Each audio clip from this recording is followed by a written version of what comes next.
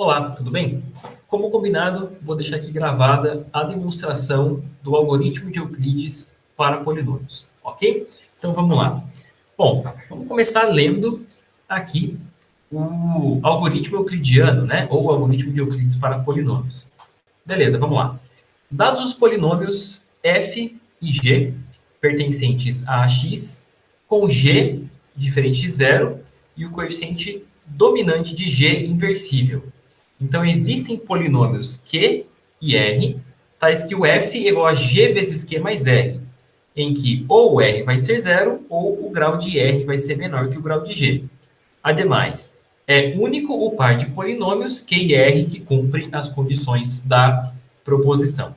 Então, o que ele está dizendo é o seguinte, né? Se você tem um polinômio f e um polinômio g, onde o g não é nulo e o coeficiente dominante de g é inversível, então esse f pode ser escrito igual a g vezes q mais r, onde o, o r é igual a zero ou o grau de r é menor que o grau de g. Né? Então existem esses polinômios q e r, tal que essa igualdade é satisfeita e essas relações aqui valem para r, né? Ou ele é zero, uma relação só, na verdade, né? Ou ele é zero, ou o grau de r é menor que o grau de g, tá? Beleza. Vamos lá, vamos fazer essa demonstração então. Essa demonstração, ela envolve duas partes, né? Porque ela está dizendo que existem esses polinômios q e r, e ela diz também que esses polínômios são únicos, né? Então, nós vamos fazer em duas partes, existência e unicidade. Vamos ver aqui, ó. Demonstração. Beleza, vamos lá. Então, para a gente fazer essa demonstração, vamos considerar aí os dois polinômios f e g e vamos escrever duas formas gerais para esses polinômios, tá? Beleza, vamos lá, ó. Para a demonstração, ou para... Isso, para a demonstração mesmo, ó. Para a demonstração, suporemos, vou colocar aqui embaixo para a gente fazer com espaço. Ó. F de x igual a A0 mais A1x mais A2x ao quadrado mais AN x elevado a n, e o nosso polinômio g de x vai ser b0 mais b1x mais b2x ao quadrado mais bm x elevado a n. Então, quando a gente estiver falando aqui de f e g, nós estamos considerando esses dois polinômios, tá? Cada coeficiente aí, tanto de f quanto de g, são elementos de A, certo? E é isso. Vamos fazer a demonstração. Aliás, vamos colocar aqui só mais alguns detalhes, né? Ó, esse m é maior ou igual a zero, né? Ó, com m maior ou igual a zero, lembrando que o m aqui é o grau do g, certo? Com m maior ou igual a zero e bm diferente de zero, inversível, né?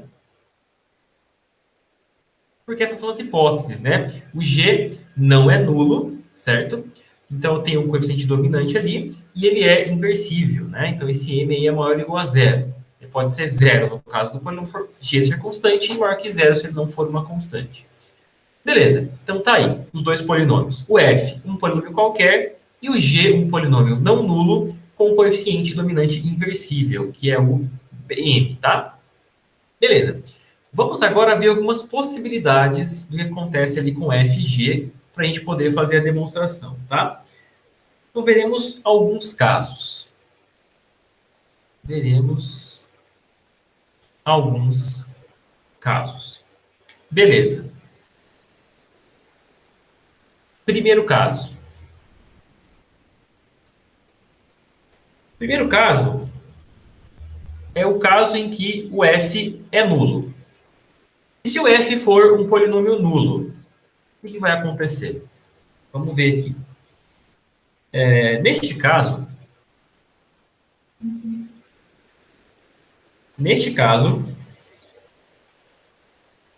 Q igual a R igual a zero cumprem as condições do enunciado, pois o F, aliás, vou colocar zero logo, pois o zero vai ser igual a G vezes zero mais zero. Né? Então, cumpre as condições do enunciado. Então, se o F for zero, existe um Q e um R, tal que o F é igual a G vezes Q mais R. É só você pegar o Q como sendo zero e o R também. E satisfaz as condições, né? Porque você vai ter ali o F igual a G vezes Q mais R, onde o R é zero. Né? Então, beleza. Tá? Satisfeito. Então, se o F for zero, vale a nossa proposição ali, né? O algoritmo de Euclides. Beleza. Vamos agora ver mais um caso, que é esse daqui. A gente vai tratar aqui de dois casos separados, porque a gente elimina eles, porque para eles valem, é o terceiro, a gente vai ter que pensar mais um pouquinho, tá? Então, no segundo, vamos pegar esse caso aqui, ó. F diferente de zero, certo? Então, ele tem 1 grau. E vamos supor também que o grau de F seja menor que o grau de G. Então, se eu tenho essas condições, o F não nulo e o grau de F menor que o grau de G, o que vai acontecer? A gente vai ter o seguinte, ó. Quando isso acontece,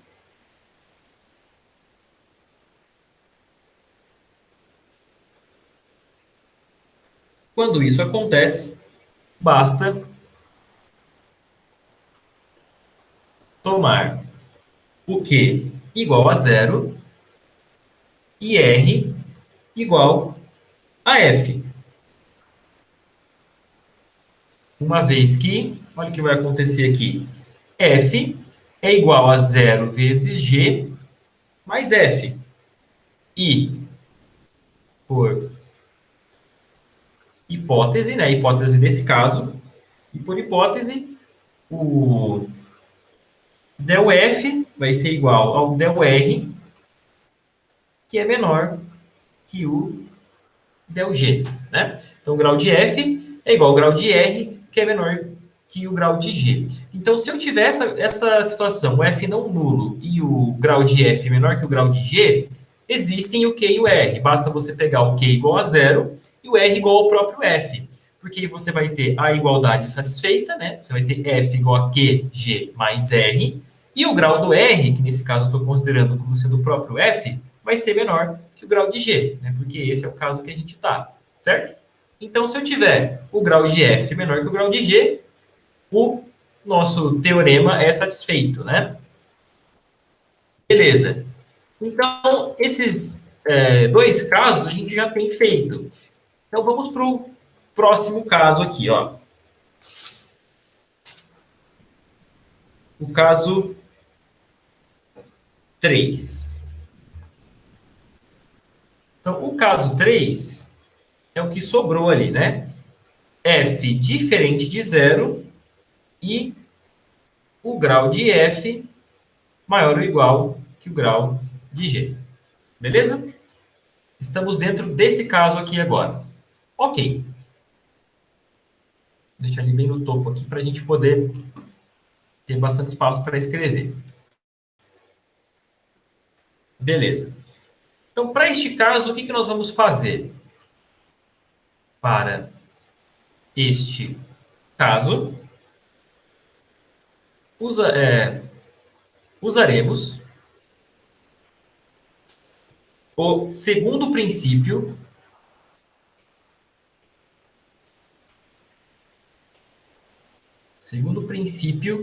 de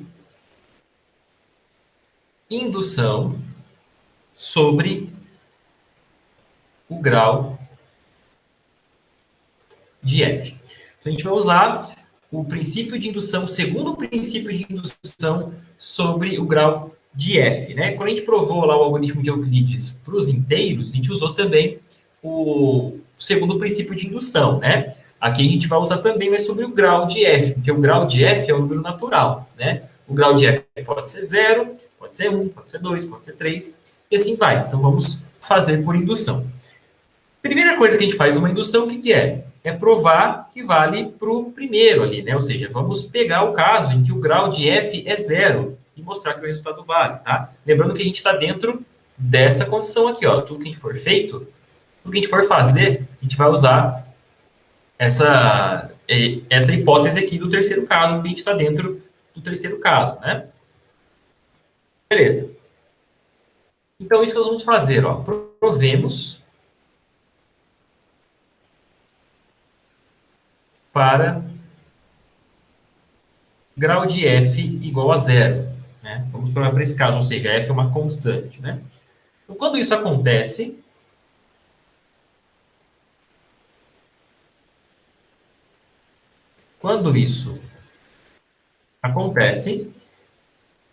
o grau de G também tem que ser zero. Por quê? Devido ao caso em que estamos.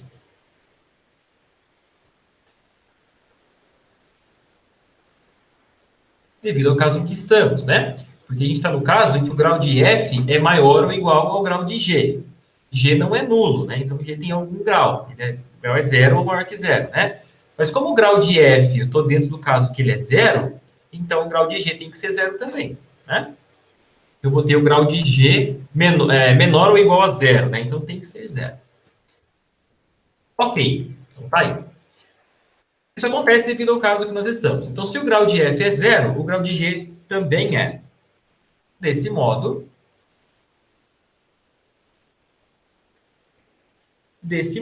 devido ainda ao caso em que estamos,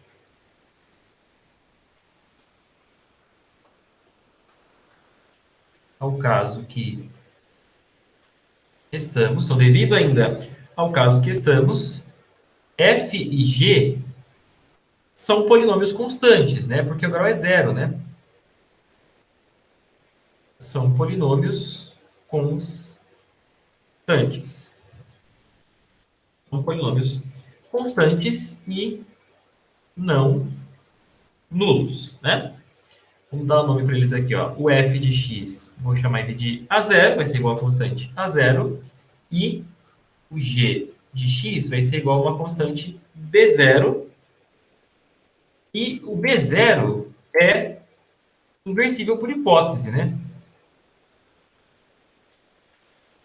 Por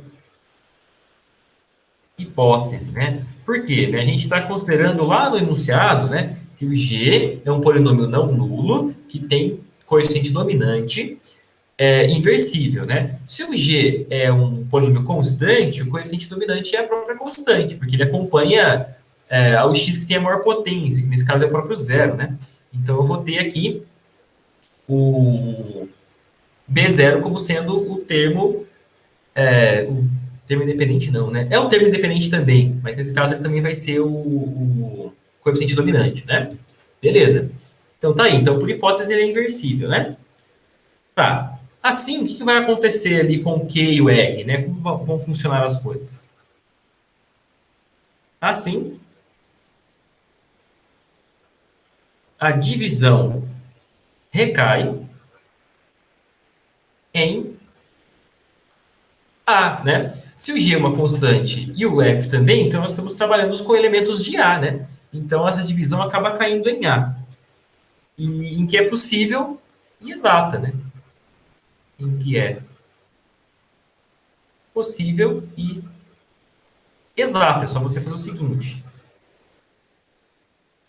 Então, o que vai acontecer? Eu vou ter A0, que é o F, igual ao B0, que é o G, vezes B0 a menos 1,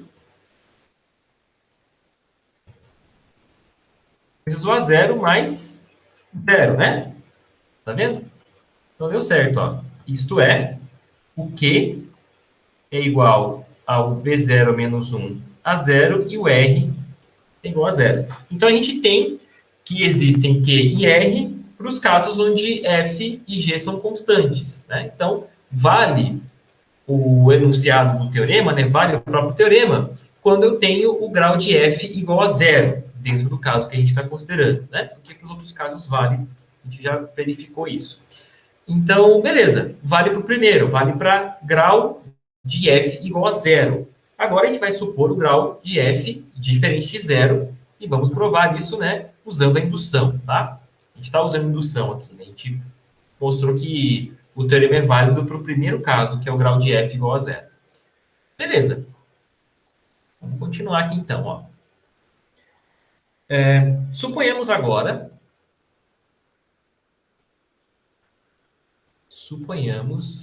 agora, que,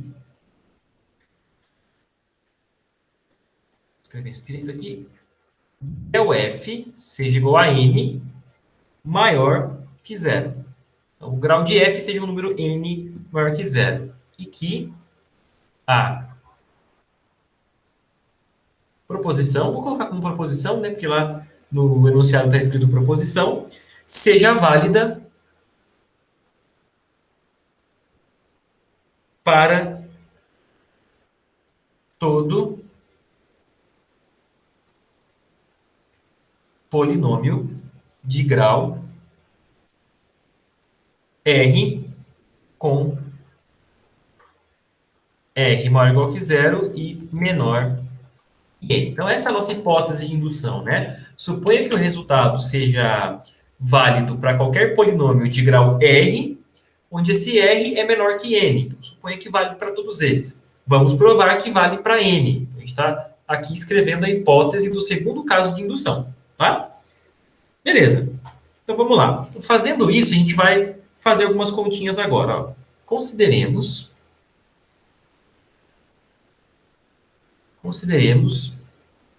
o polinômio f1 definido como segue. Então, vamos definir aqui o f1 de x igual ao f de x menos a n, bm é menos 1, bm é inversível, né? Hipótese lá, o g tem coeficiente dominante inversível, vezes x elevado a n menos m, vezes o g de x. Então, o que eu estou fazendo aqui, né? Eu estou simplesmente pegando o meu polinômio f, tá? Depois, eu estou pegando esse cara aqui, ó, que é um polinômio também, né? O an vezes o bm a menos 1, vezes x elevado a n menos m. O n é o grau de f. O m é o grau de g. E eu estou dentro do caso onde o grau de f é maior ou igual que o grau de g. Então, esse cara que está aqui, ó, é maior ou igual a zero. Beleza. Peguei esse cara e multipliquei por g. Então, criei outro polinômio aqui, ó, esse outro polinômio. E estou fazendo a diferença desses dois, tá? Do f menos esse daqui. E estou chamando de f1, ok? É isso que eu estou fazendo simplesmente. Esse polinômio f1, ele vai ajudar a gente a mostrar a proposição aqui, tá? Ok. Então, está definido aqui o nosso polinômio f1, tá? Bom, tendo definido esse polinômio f1, vamos analisar alguns casos desse f1 aí, porque é uma continha, né? O f1 é o f menos a n vezes bm menos 1 vezes x elevado a n menos m vezes g de x. Então, esse f aí vai ser o f1, vai ser um polinômio e, eventualmente, ele pode ser um polinômio zero, né? Ele pode ter um grau ali que se relaciona com o grau dos outros polinômios envolvidos, né? Eu não sei quem é f1, só fiz a continha ali. Mas vamos analisar o que vai acontecer com essa conta, tá?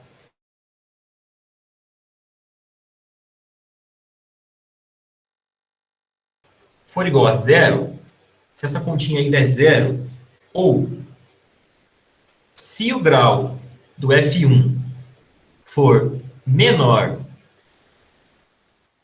do que isso pode acontecer, então a gente vai ter o seguinte: o Q vai ser igual a AN dm a menos 1, x elevado a n menos m, e o R vai ser o próprio F1.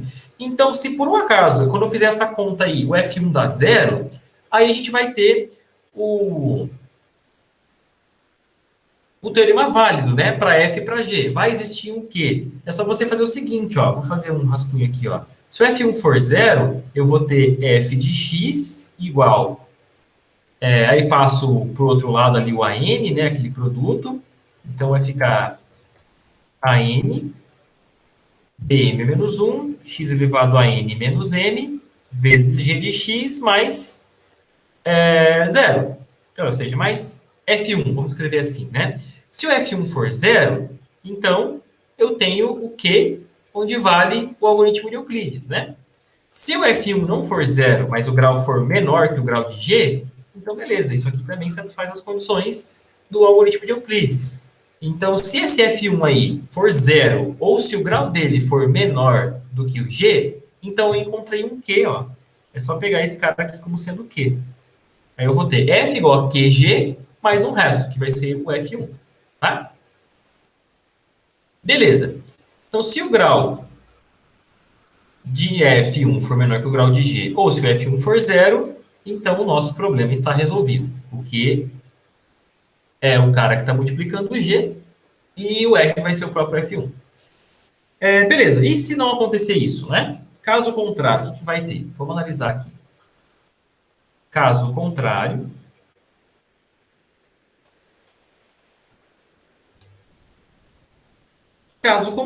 tem-se o grau de F1 maior ou igual que o grau de G, né? Que é a outra possibilidade, né? Grau de F1 maior ou igual que o grau de G e o grau de F1 menor que N. Por que que, se eu estiver dentro dessa possibilidade aqui, o grau do F1 vai ser menor que o grau de N? Por isso aqui, ó. Pois o coeficiente dominante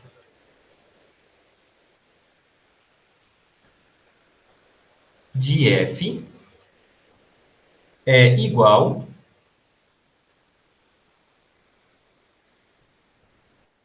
ao do polinômio expresso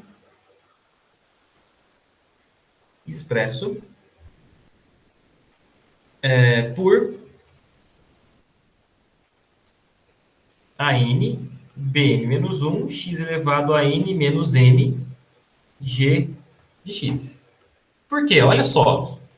Quem é o coeficiente dominante de g de x? Aliás, vamos pensar no termo dominante junto com o x que ele está multiplicando, né? Então, esse cara aqui, ó, ele tem lá o coeficiente dominante, o bm, está junto com o x elevado a m, né? Ok. Quando eu pego esse cara aqui, ó, e multiplico pelo g, ele vai multiplicar todos os termos de g. Aí, quando ele chegar nesse aqui, ó, o que, que vai acontecer? O bm menos 1 vai cancelar com esse bm, então vai sobrar quem? Vai sobrar o AN de coeficiente. Aí de potência, né, eu vou ter x elevado a m menos m, a n menos m, vezes x elevado a m. Somos expoentes, ali vai dar x elevado a n. Então, todo esse polinômio aqui, ó, tem esse coeficiente dominante e o grau dele é n também. Tá vendo? Então, o que vai acontecer aqui? São dois polinômios, né? Então, o grau dele é o n mesmo. É só você somar o grau desses caras que está aqui só com o grau do g, né? O grau dessa parte aqui, ó, é n menos m. O grau de g é m. Quando você soma, dá n, né? Beleza. Então, olha só o que acontece aqui, ó. Apertei errado aqui. Olha só o que acontece. Quando eu multiplico, né, esse polinômio aqui pelo g, ele vai ter esse coeficiente dominante que vai estar multiplicando x elevado a n. Esse daqui, ó, AN x elevado a n, é exatamente o cara que aparece aqui, ó, no F. Então, quando eu faço essa subtração, esse cara vai cancelar com esse cara. Então, vai sobrar alguém que é menor que o n como potência, né? Então, o grau do F1, dentro dessa situação aqui, vai ser obrigatoriamente menor que o N, tá? Vai ser menor que o N. Beleza, então o grau do F1, eu sei que é menor que N. Pode ser N-1, N-2, eu não sei o que vai acontecer, depende de quem é F, depende de quem é G, mas eu tenho absoluta certeza que não vai ser N, vai ser menor. Bom, se o grau de F1 é menor que N, eu posso fazer o quê? Eu posso usar a hipótese de indução em F1, né? Porque a gente está assumindo o quê como hipótese de indução? Que o algoritmo de Euclides, para polinômios, vale para qualquer polinômio que tenha grau menor que N. E o F1 tem. Então, vamos fazer isso, ó. Portanto,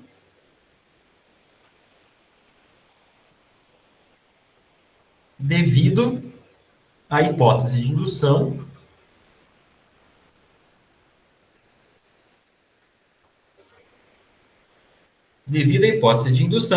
existem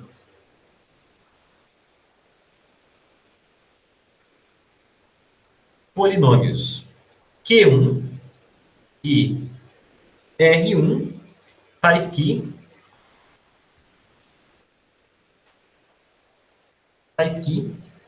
o F1, eu vou usar, né, a hipótese de indução para F1 e G, né? Então, F1 vai ser igual a G de x vezes Q de x, mais um R1, com R1 igual a zero, ou grau de R1 menor que o grau de G, certo? Vou chamar isso aqui de 2, tá? E aquela de cima aqui já coloquei 1, né? Esse aqui é o 1. Beleza. Eu só vou ajeitar aqui um pouquinho.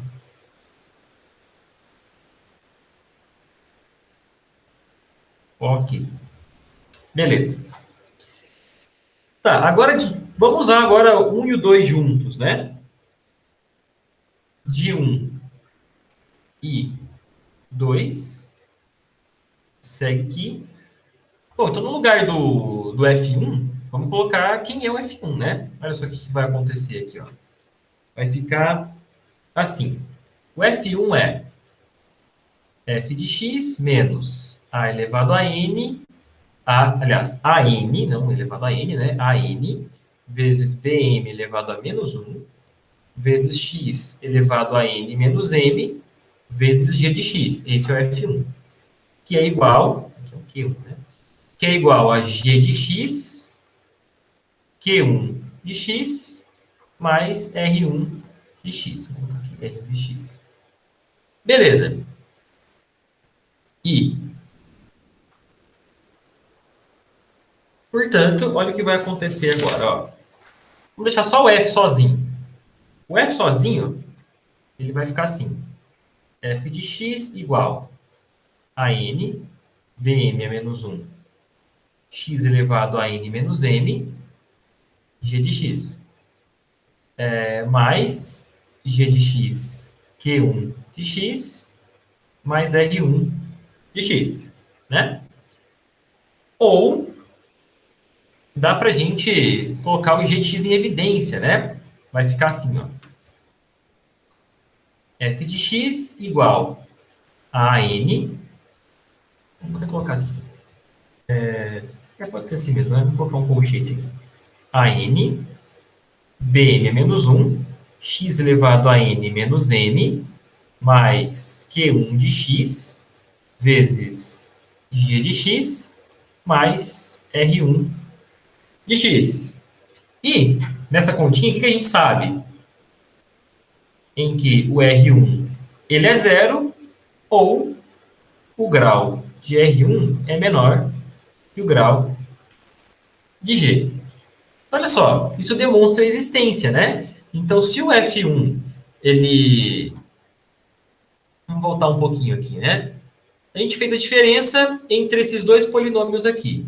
Se o F1 for zero, ou se o grau de F1 for menor que o grau de G, basta você pegar o Q como sendo esse cara e o R como sendo o F1. Beleza, resolveu o problema.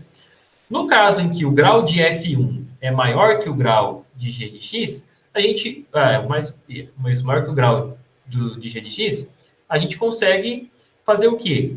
Desenvolvendo a continha aqui, usando a hipótese de indução, a gente consegue chegar que o f pode ser escrito dessa forma. Ou seja, nós encontramos um Q, tá vendo? Ó?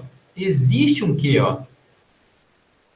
Tal que o f é igual a Q vezes G mais um resto, mais um R de X. Aqui é o R1, né? Mais um resto, onde esse R1 ele é igual a zero, ou o grau de R1 é menor que o grau de G. Isso aqui vem da onde? Vem da hipótese de indução que a gente usou, né?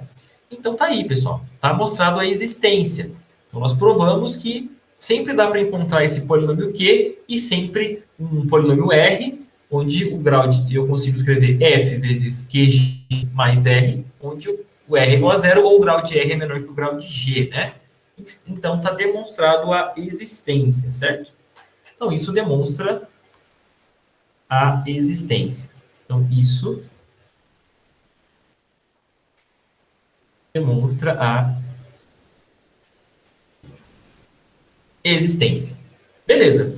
Agora, a gente vai para a parte de unicidade. Então, vamos supor que existam ali Q1,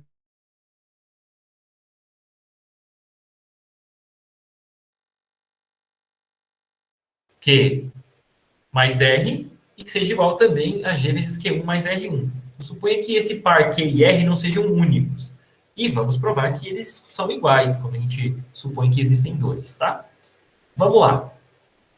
Vou até passar para outra página aqui, ó. Vamos supor agora. Vamos supor agora que se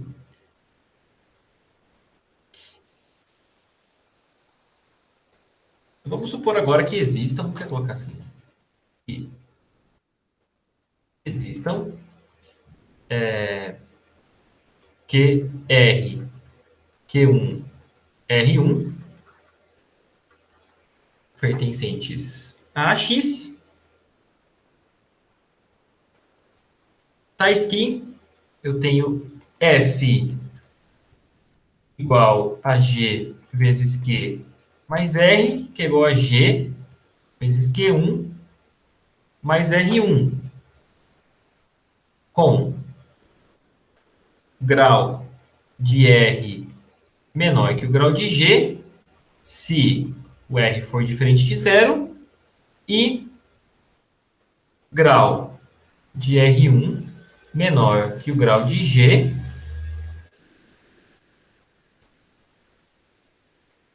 se o R1 for diferente de zero. Então, vamos supor que existam ali Q e R, e Q1 e R1, satisfazendo o algoritmo de Euclides, né? Para F e G.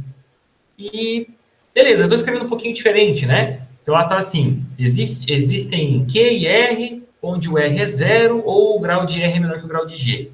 Então, essas duas coisas, elas são exclusivas, ou acontece uma ou a outra, né? Então, eu posso reescrever aquilo assim. Usando o algoritmo de Euclides, F é igual a G vezes Q mais R, onde o grau de R é menor que o grau de G, se o R for diferente de zero. Beleza. E se o R for zero, eu não falo em grau, né? Porque o R não tem grau mais. Então entra no fato do R ser zero. Ok. Beleza. Vamos mostrar que o Q é igual ao Q1 e o R1 é igual a R, tá? Beleza. Como que a gente vai fazer isso? Ó, vamos fazer aqui, vamos pensar um pouquinho. Ó. Desse modo, ou seja, dessa igualdade que a gente acabou de supor aqui, desse modo, o que acontece? G vezes Q menos Q1 é igual a R1 menos R. É só você pegar esse aqui, ó, passar para cá e o R passar para o outro lado, né? Estão trocados, colocar o G em evidência, e você vai ter exatamente isso que está aqui, né? G vezes Q menos Q1 igual a R1 menos R. Bom, agora, ó, como AX, o anel dos polinômios sobre A, é um anel de integridade, a gente provou isso?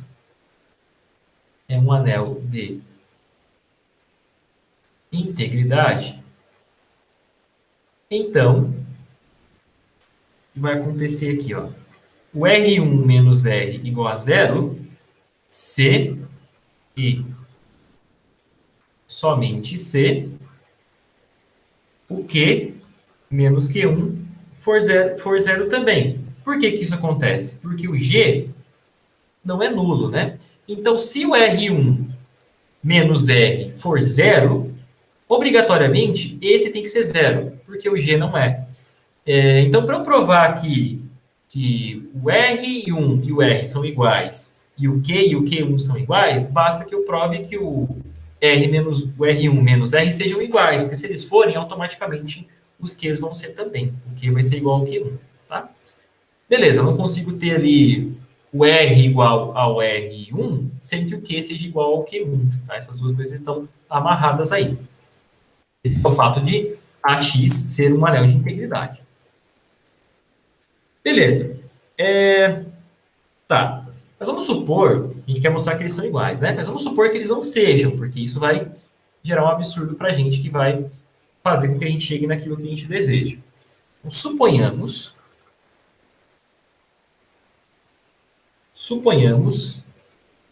R1 menos R diferente de zero.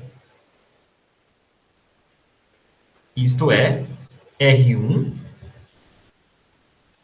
diferente de R. E, portanto, Q1 diferente de Q.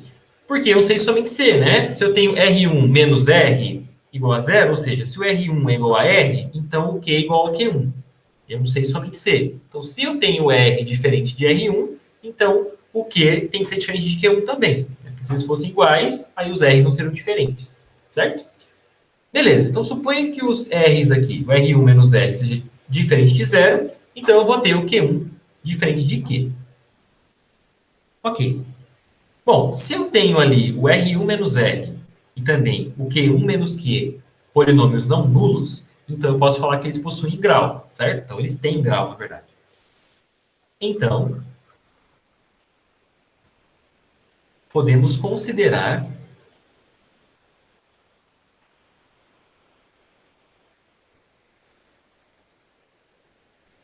os graus de R1 menos R e de Q menos Q1. E olha só o que a gente tem, né? A gente vai ter isso aqui, então. O grau de G vezes R1, R1 não, né? Vezes o Q menos o Q1. Isso aqui é igual ao grau de G, que é um produto, né? Mais o grau de Q menos Q1. Só que o G vezes Q menos Q1, ele é igual a R1 menos R, né? Então, o grau desse cara aqui, ó, do G vezes Q menos Q1, é igual ao grau do R1 menos R, né? Então, eu tenho essa igualdade aqui, ó.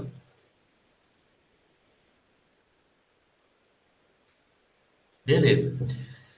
Olha só, se isso aqui é uma igualdade, então o que acontece se eu tirar desse lado aqui, ó, esse cara que está aqui, ó, esse daqui, vai acontecer, né? Eu vou ter que o grau de R1 menos R é maior ou igual que o grau de G, né? Beleza.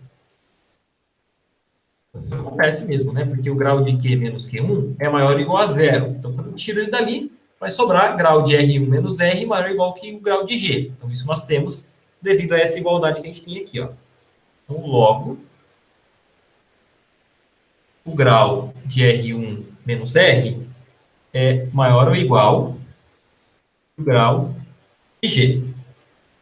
Isso é um absurdo, isso não pode acontecer, tá? E vamos justificar porque isso não pode acontecer. Mas isso é um absurdo. De fato. Vamos ver por que que é. De fato. As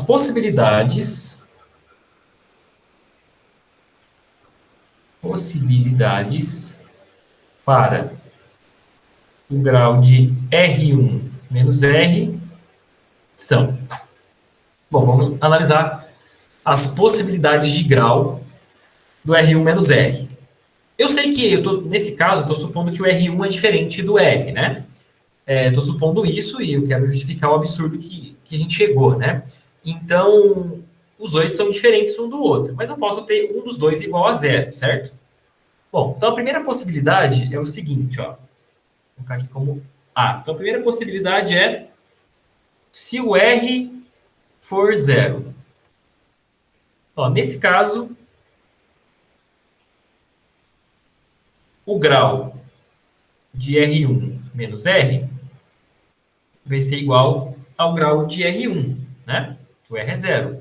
Nesse caso, o grau de R1 menos R é igual ao grau de R1, o que implica grau de R1 maior ou igual que o grau de G. Porque eu sei que isso aqui é verdade, ó, isso aqui é verdade.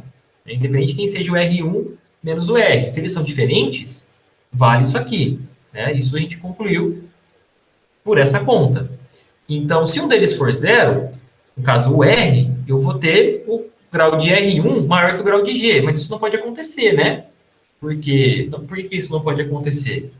Porque o R1 e o G, eles vieram do algoritmo de Euclides aplicados em F e G, né?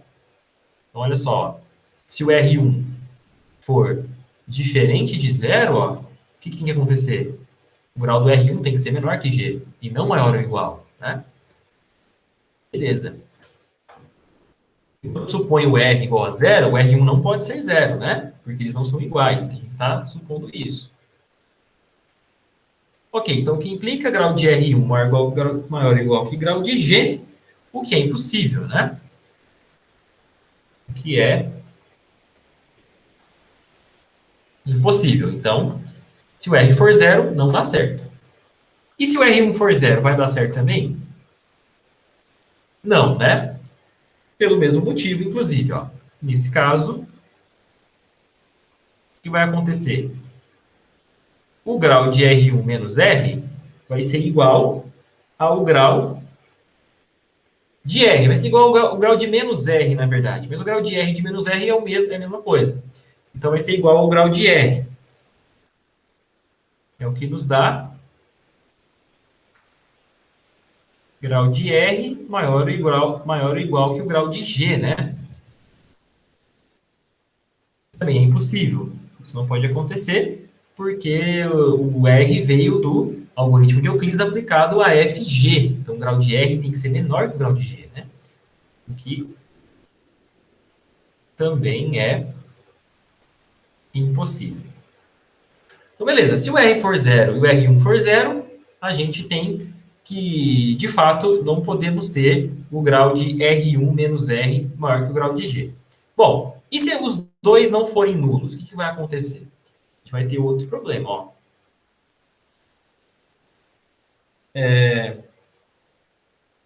Vou colocar aqui, ó. R